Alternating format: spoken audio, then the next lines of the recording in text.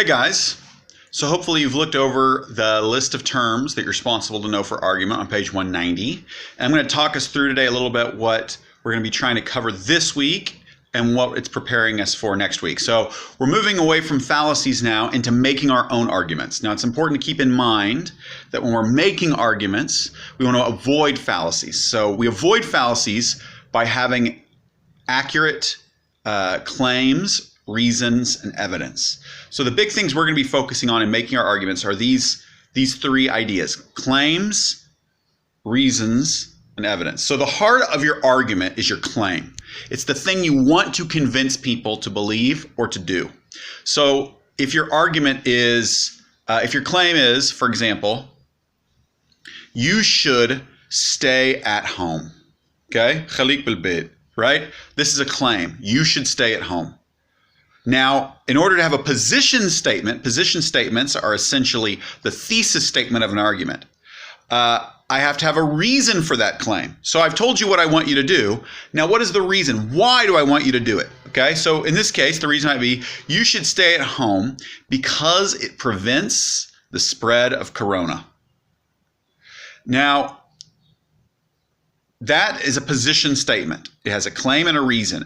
What I want you to do because, then a reason. So in a typical formal argument, the reason follows the word because. You should do this because it will produce this. You should think this way because it will affect you in this way, right? You should go to university because it creates more jobs for you. You should be home at 11 o'clock because your parents will get worried if you don't. These are all position statements. They have a claim and a reason, okay?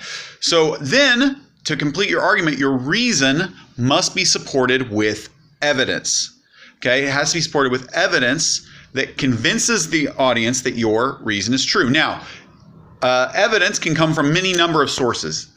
But evidence, if we bring bad evidence or ineffective evidence, this is oftentimes where we commit a fallacy, right? So if my evidence is, I've heard that from a lot of people, you should stay home because it will prevent corona.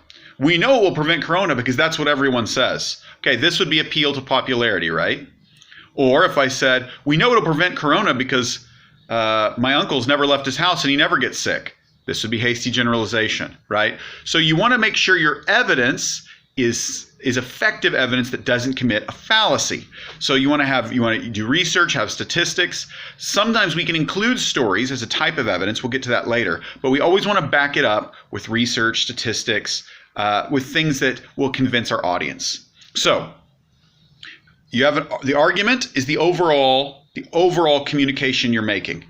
The claim is the thing you want to convince people about. The reason is the why, the what comes after because, the reason they ought to agree with your claim. And the evidence is the support you give to convince them that your reason is accurate. Okay? So you support them that the reason is accurate so that they will agree with your claim. Now, the other thing to consider, right, is whenever you make an argument, you must consider your audience. Okay?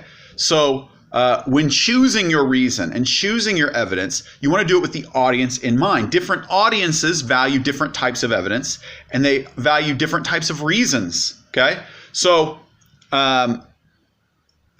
perhaps if I know that I want my audience to stay at home, but I know that they actually don't care about if corona spreads or not, I might use a different reason, like you should stay at home because there's great new shows on Netflix. So you can choose a reason that suits your audience, right?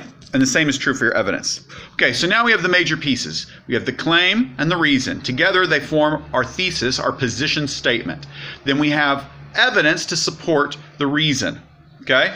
Now, the goal is that next week you will begin to craft your own arguments. You will begin to form arguments that matter to you.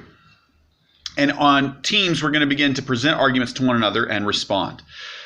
So we'll start that next week. This week, we're going to do some further exercises that I'm going to post in teams for really understanding how claim, reason, evidence work. One of the key things is this. Okay, your claim should be clear and it should be deniable. What I mean by that is we don't want to say, our claim should not be, there are good and bad things in the world. Why? Because I'm not taking a stand. Your claim needs to take a position, right? It needs to be limited to a specific thing. Your audience should be able to respond to it. So you're going to see that in the book. There's examples of good or bad, better, and good claims. And you'll see the difference between them. That the good claims take a stand and they're focused. Then your reason should be something you can defend with evidence, right? You need to be able to support it. So this week, please send me any questions about any of this stuff that doesn't make sense. This week, we're going to focus on readings and exercises from the book to help us understand how these elements of argument work so that next week we can begin making some of these arguments on our own.